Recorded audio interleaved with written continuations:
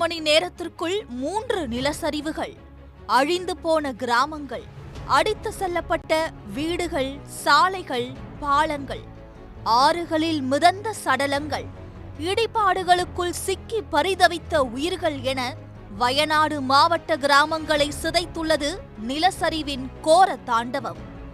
ஒரு முறையல்ல, 4 மணி நேரத்தில் அடுத்தடுத்து 3 முறை நிகழ்ந்த நிலச்சரிவால் திரும்பும் திசையெல்லாம் மரண ஓலம் எதிரொலித்துக் கொண்டிருக்கிறது. கேரளாவின் வயநாட்டில் பெய்து வந்த தென்மேற்கு பருவமழையின் உக்கிரத்தால் நிகழ்ந்துள்ள துயரம் ஒட்டுமொத்த இந்தியாவையும் உலுக்கி போட்டுள்ளது. வயநாடு பேரழிவை தேசிய பேரிடராக அறிவித்து மீட்பு பணிகளுக்காக 5000 கோடி ரூபாய் நிதி ஒதுக்க வேண்டும் என கேரள நாடாளுமன்ற உறுப்பினர்கள் கோரிக்கை விடுத்துள்ளனர். இக்கட்டான தருணத்தில் கேரளாவுக்கு தேவையான அனைத்து உதவிகளையும் ஒன்றிய அரசு வழங்க வேண்டும் என நாடாளுமன்றத்தில் வலியுறுத்தியுள்ளார் வயநாடு மக்களவை தொகுதியின் முன்னாள் எம்பியான ராகுல் காந்தி.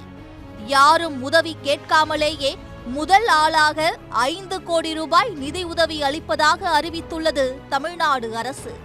நிவாரணம் மற்றும் மீட்பு பணிகளுக்குமான குழுக்களையும் தமிழ்நாடு அரசு கேரளாவுக்கு அனுப்பி வைத்துள்ளது.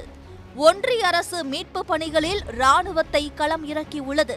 இந்த சூழலில் இந்தியாவையே கலங்க வைத்துள்ள வயநாடு நிலச்சரிவுக்கு என்ன காரணம்? நிலச்சரிவால் வயநாடு எந்த அளவுக்கு பாதிக்கப்பட்டுள்ளது? இதற்கு முன் கேரளாவில் ஏற்பட்ட நிலச்சரிவுகள் என்னென்ன என இப்போது விரிவாக பார்க்கலாம். கடவுளின் தேசம் என கொண்டாடப்படும் கேரளா இயற்கை பேரிடரில் சிக்கி தண்ணீரிலும் கண்ணீரிலும் மிதந்து கொண்டிருக்கிறது. தென்மேற்கு பருவமழை கேரளாவில் தீவிரமடைந்திருக்கும் நிலையில் மாநிலத்தின் பல்வேறு பகுதிகளிலும் அதிக கனமழை பெய்து வருகிறது.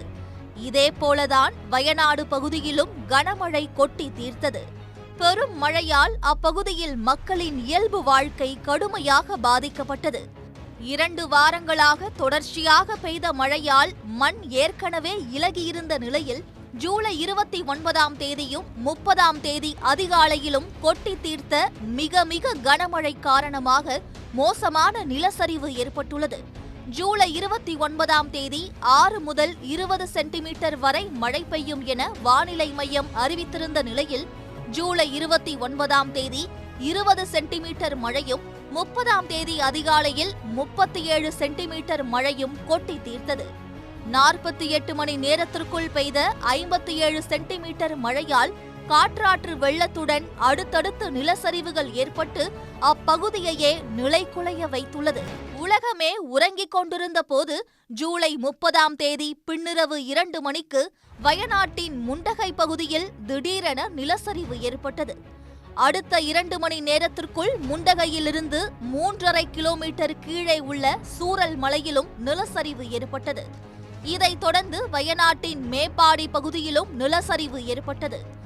4 மணி நேர இடைவெளியில் அடுத்தடுத்து நிகழ்ந்த 3 நிலச்சரிவுகள் அப்பகுதியையே சிதைத்து விட்டன. இதில் சூரல்மலை நகரத்தின் பெரும் பகுதி அடித்து செல்லப்பட்டது. 200க்கும் மேற்பட்ட வீடுகள், கடைகள், வாகனங்கள், சாலைகள் அடித்து செல்லப்பட்டன.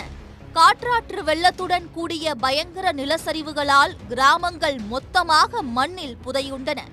குறிப்பாக முண்டக்கை அருகே உள்ள புஞ்சிரி வட்டத்தில் வீடுகள், கட்டடங்கள் என எல்லாம் இடிந்து விழுந்து தரையோடு தரையாக புதைந்துள்ளன. கனமழையும் நிலச்சரிவும் சேர்ந்து ஒட்டுமொத்த முண்டகை கிராமத்தையே சிதைத்து விட்டது. சாலைகள், வீடுகள், கடைகள், வாகனங்கள் மழை நீரில் அடித்து செல்லப்பட்டன. அட்டமலை பகுதியிலிருந்து முண்டகை கிராமத்தை இணைக்கும் ஒரே ஒரு பாலமும் வெள்ளத்தில் அடித்து செல்லப்பட்டது.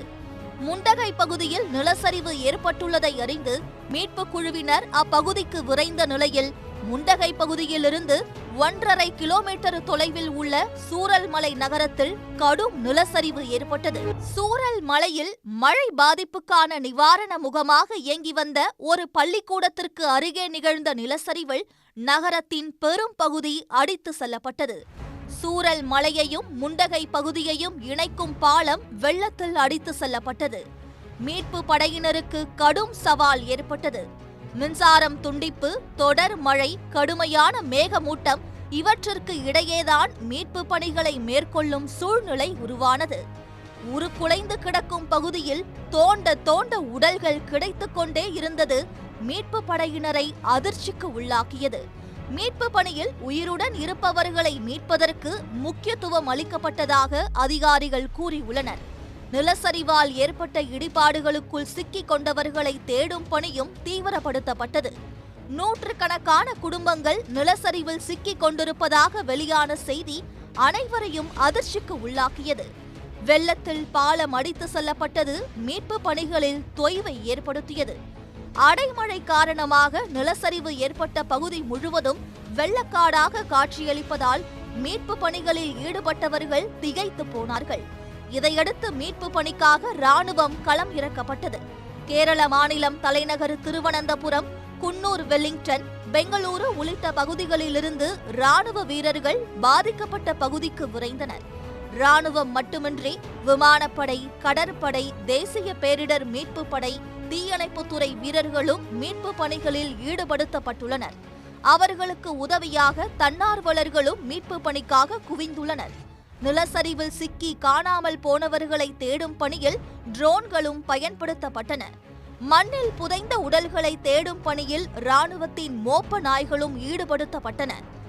பாதிப்புக்குள்ளான பகுதிகளில் முகாமிட்டுள்ள ராணுவ வீரர்கள் வெள்ளத்தில் சிக்கியவர்களை கயிறுகள் கொண்டு ஹெலிகாப்டர்கள் மூலம் மீட்கும் பணியில் ஈடுபட்டனர்.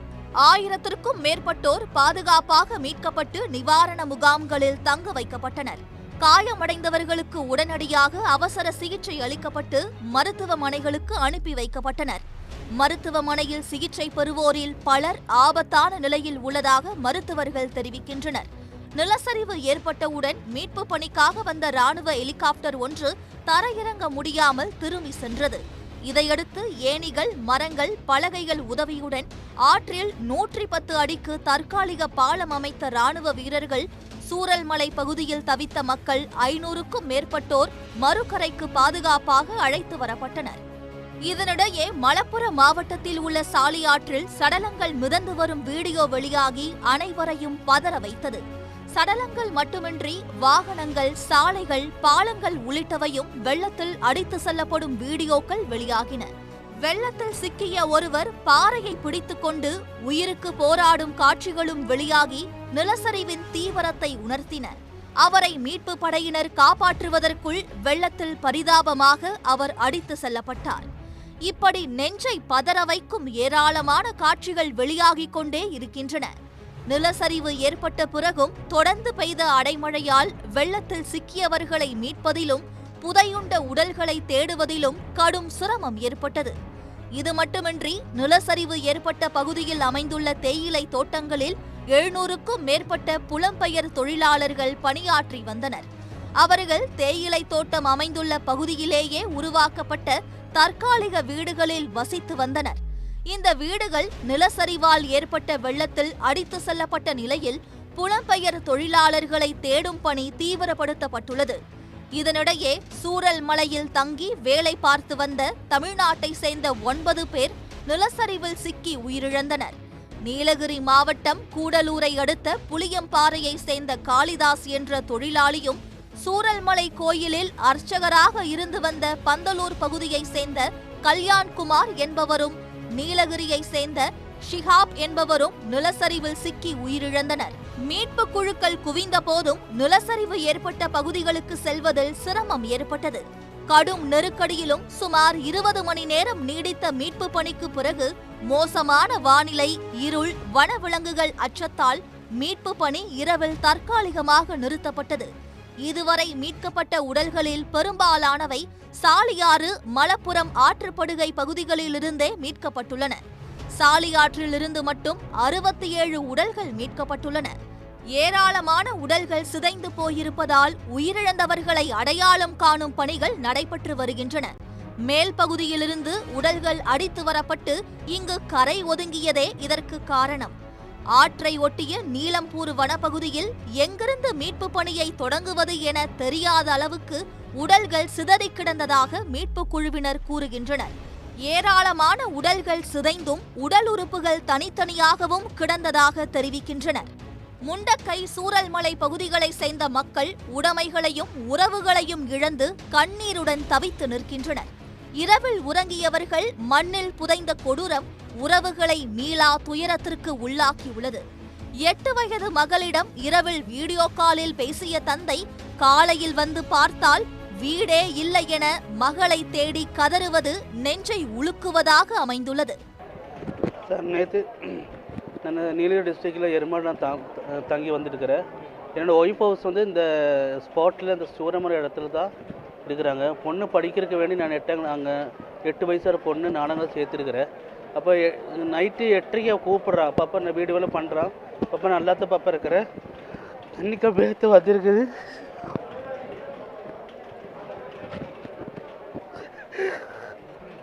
தண்ணி கம்மியாக வரைக்கும் பாப்பா நானும் அப்போ சொல்கிறேன் தண்ணி அதிகமாக இருந்தால் இங்கே வந்துருப்பாப்பா அப்படின்னு.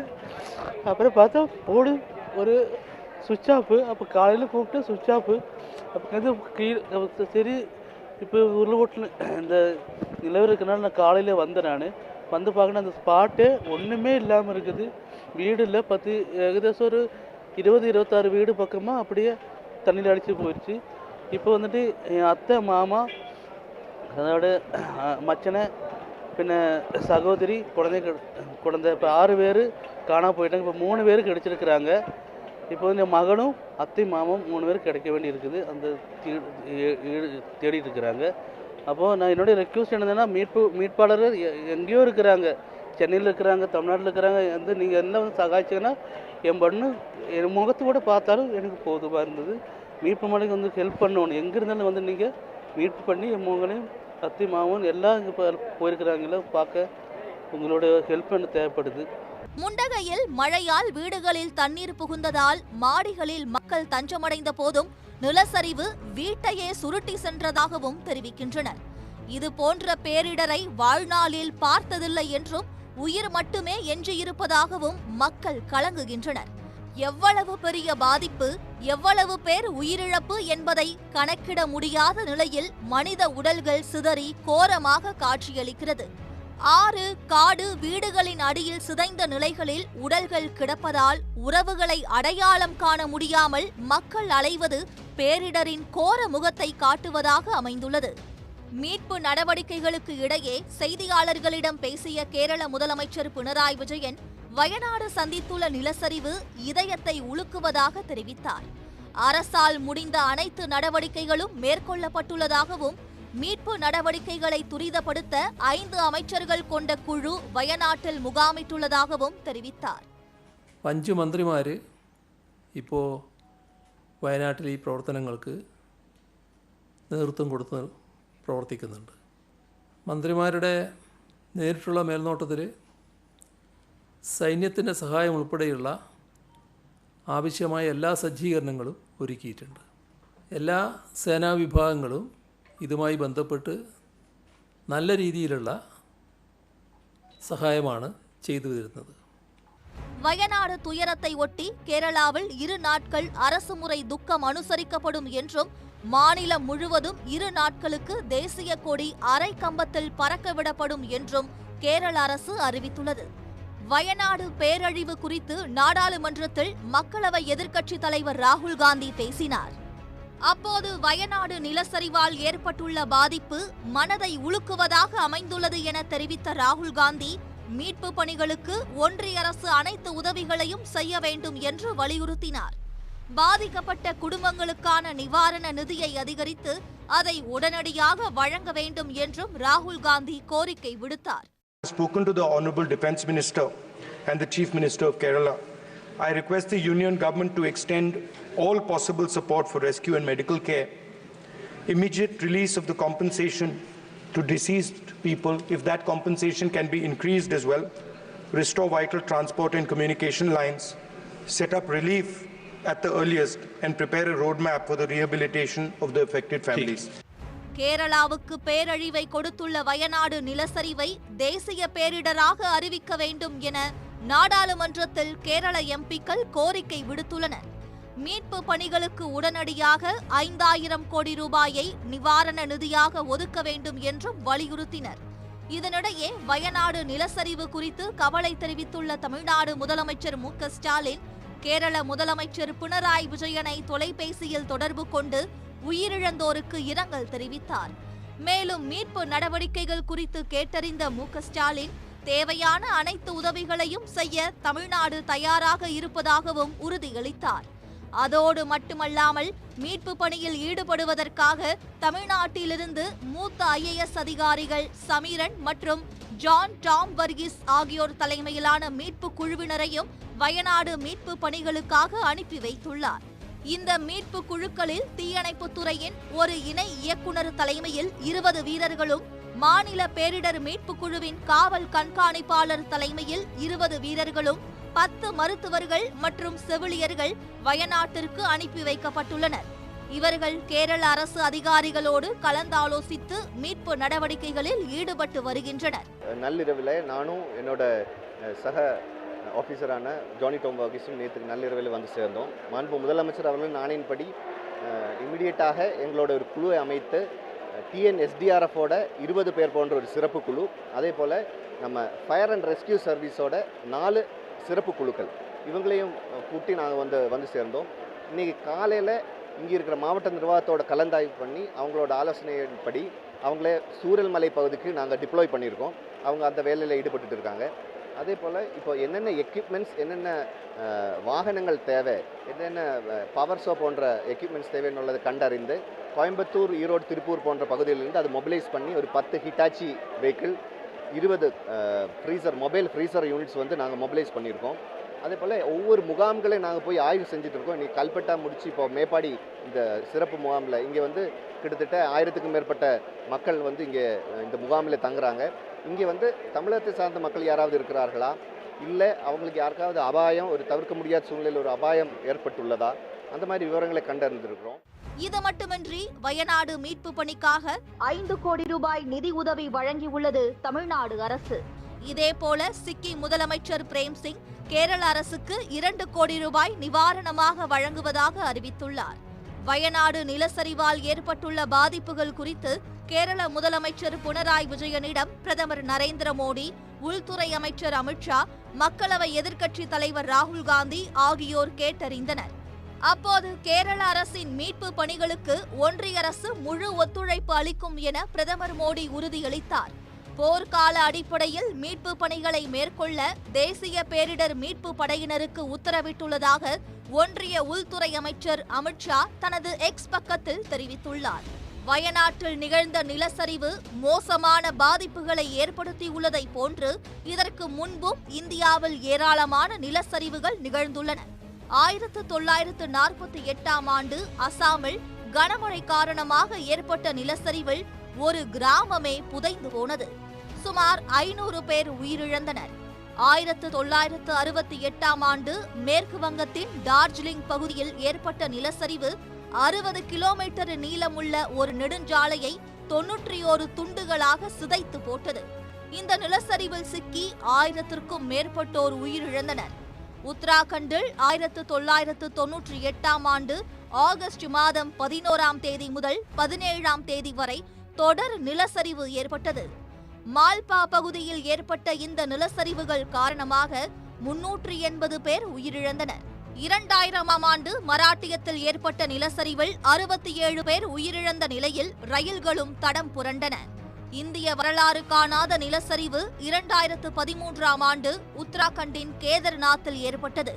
சுமார் 5700 பேர் உயிரிழக்க காரணமான இந்த நிலச்சரிவின் போது 4000க்கும் மேற்பட்ட கிராமங்கள் பாதிக்கப்பட்டன. 2014ஆம் ஆண்டு மராட்டியத்தில் கனமழை காரணமாக ஏற்பட்ட நிலச்சரிவில் 100க்கும் மேற்பட்டோர் உயிரிழந்த நிலையில் 150க்கும் மேற்பட்டோர் காணாமல் போனதாக கூறப்பட்டது. இந்தியாவில் பல்வேறு மாநிலங்களில் நிலச்சரிவு பாதிப்புகளை ஏற்படுத்தியுள்ள போதும் வயநாடு நிலச்சரிவு ஏற்பட்டவுடன் அனைவரின் நினைவுக்கும் வந்தது 2019ஆம் ஆண்டு மூணாறு பகுதியில் ஏற்பட்ட நிலச்சரிவுதான். 2018ஆம் ஆண்டு 300க்கும் மேற்பட்டோரை பழிவாங்கிய மழை வெள்ளத்தை எதிர்கொண்ட கேரளா 2019ஆம் ஆண்டிலும் பெருமழையை சந்தித்தது. இதைத் தொடர்ந்து இடுக்கி மாவட்டம் மூணாறு பகுதியில் உள்ள ராஜமலை பெட்டிமுடி டீ எஸ்டேட்டில் இந்த நிலச்சரிவு ஏற்பட்டது. நிலச்சரிவு காரணமாக மலையடிவாரத்தில் இருந்த வீடுகள் அனைத்தும் மொத்தமாக மண்ணுக்குள் புதைந்தன. நிலச்சரிவில் சிக்கி 60க்கும் மேற்பட்டோர் உயிரிழந்தனர். இந்த நிலச்சரிவில் சிக்கியவர்களில் பலர் தமிழ்நாட்டை சேர்ந்தவர்கள் என்பதால் நிலச்சரிவின் தாக்கம் தமிழ்நாட்டிலும் எதிரொலித்தது. தேயிலை தோட்டங்களில் பணியாற்றிய தமிழர்கள் மலைமுகடுகளில் சிறிய வீடுகள் கட்டி வசித்து வந்தனர். இந்த வீடுகள் எல்லாம் நிலச்சரிவில் இடிந்து நாசமாகின. இதனால் 10க்கும் மேற்பட்ட தமிழ்நாட்டை சேர்ந்த தொழிலாளர்களும் நிலச்சரிவில் சிக்கி உயிரிழந்தனர். இந்தியாவில் ஏற்பட்ட நிலச்சரிவுகள் அனைத்தும் கனமழையை தொடர்ந்தே நிகழ்ந்துள்ளன. இதற்கு மனிதர்கள் செய்யும் தவறுகளே காரணம் என சுற்றுச்சூழல் ஆர்வலர்கள் குற்றம் சாட்டுகின்றனர். மலைகளை துளைத்து சுரங்கங்கள், பாலங்கள், சாலைகள், தங்கும் விடுதிகள் போன்றவற்றை உருவாக்குவதால் மலைகள் அதன் உறுதித்தன்மையை இழந்து நிலச்சரிவு ஏற்படுவதாக அவர்கள் தெரிவிக்கின்றனர்.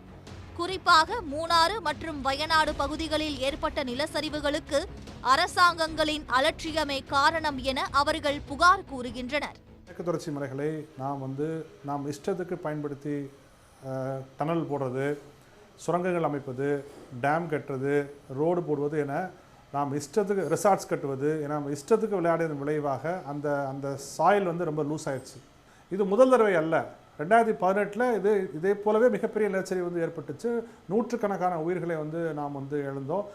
பல லட்சம் கோடிகள் பொருட்சேதம் ஏற்பட்டுச்சு. அதன் பிறகாவது நாம் முடித்துக்கொண்டு இதற்கான நடவடிக்கைகளை மேற்கொண்டிருந்தால் மீண்டும் ஒரு டிசாஸ்டர், மீண்டும் ஒரு பேடரை கேரளாவும் இந்தியாவும் சந்தித்திருக்காது. மேற்கு தொடர்ச்சி மலை உலகின் பழமையானது மட்டுமின்றி பூமியில் உயிர்கள் தோன்றுவதற்கு முன்பே தோன்றிய மலையாகும். மேற்கு தொடர்ச்சி மலையோடு ஒப்பிட்டால் இமயமலை மிக இளமையானதாகும். தனது பழமையின் காரணமாக உறுதியான இறுகிய பாறைகளை கொண்டுள்ள மேற்கு தொடர்ச்சி மலை அண்மை காலமாக மேற்கொள்ளப்படும் கட்டுமான பணிகளால் அதன் உறுதித்தன்மையை இழக்க நேரிடுகிறது. மேற்கு தொடர்ச்சி மலை தொடர்பாக ஆய்வு செய்வதற்காக 2011ஆம் ஆண்டு சூழலியல் ஆய்வாளர் மாதவ் காட்கில் தலைமையில் அமைக்கப்பட்ட உயர்மட்ட குழு இது தொடர்பான அறிக்கை ஒன்றை அரசுக்கு அளித்துள்ளது. மேற்கு தொடர்ச்சி மலையை 3 பகுதிகளாக பிரித்துள்ள மாதவ் காட்கில் முதல் நிலை பகுதிகளை மிகவும் ஆபத்தான பகுதிகள் என வரையறுத்துள்ளார். அத்தகைய பகுதிகளில் எந்தவித கட்டுமான பணிகளும் மேற்கொள்ளக்கூடாது என்றும் அவர் அறிவுறுத்தியுள்ளார். அந்த முதல் நிலை ஆபத்தான பகுதிகளின் பட்டியலில்தான் வயநாட்டில் தற்பொழுது நிலச்சரிவு நிகழ்ந்துள்ள பகுதியும் அடங்கியுள்ளது. ஆங்கிலேய ஆட்சி காலத்தில் வயநாட்டின் மேற்கு தொடர்ச்சி மலைப்பகுதியில் தேயிலை தோட்டங்கள் அமைக்கப்பட்டதாக கூறும் மாதவ் காட்கில் தற்போது ஆபத்து மிகுந்த அந்த பகுதியில் தங்கும் விடுதிகளும் செயற்கை நீர்வீழ்ச்சிகளும் உருவாக்கப்பட்டுள்ளதை சுட்டிக்காட்டியுள்ளார். நிலச்சரிவு ஏற்பட்டுள்ள பகுதிக்கு அருகில் கல்குவாரிகள் அமைக்கப்பட்டுள்ளது. நிலச்சரிவின் தீவிரத்தை அதிகப்படுத்தி உள்ளதாகவும் அவர் குற்றம் சாட்டியுள்ளார். ஆய்வறிக்கையின் அடிப்படையில் காலநிலை மாற்றத்திற்கேற்ற நடவடிக்கைகளை மேற்கொள்ளாததே பேரழிவுக்கு காரணம் என தெரிவித்துள்ள மாதவ் காட்கில் இனிமேலாவது அரசு விழித்துக் கொள்ள வேண்டும், உரிய நடவடிக்கைகளை மேற்கொள்ள வேண்டும் என்றும் அறிவுறுத்தியுள்ளார். 2011இல் மாதவ் காட்கில் தலைமையிலான உயர்மட்ட குழு மட்டுமின்றி கஸ்தூரி ரங்கன் தலைமையிலான குழுவும் மேற்கு தொடர்ச்சி மலையை ஆய்வு செய்து அரசுக்கு அறிக்கை அளித்துள்ளது. அதன் பிறகு கேரள அரசு அமைத்த ஒரு குழுவும் அறிக்கை அளித்துள்ளது.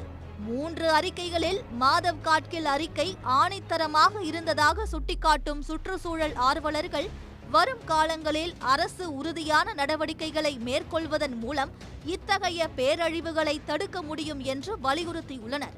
பேரிடர்கள் நிகழும் போது போர்க்கால அடிப்படையில் மீட்பு பணிகளை மேற்கொள்வது முக்கியமானதாக இருந்தாலும் பேரிடர்கள் நிகழாமல் தடுப்பதே முக்கிய பணியாக இருக்க வேண்டும் என்பதே அனைவரின் எதிர்பார்ப்பாக உள்ளது.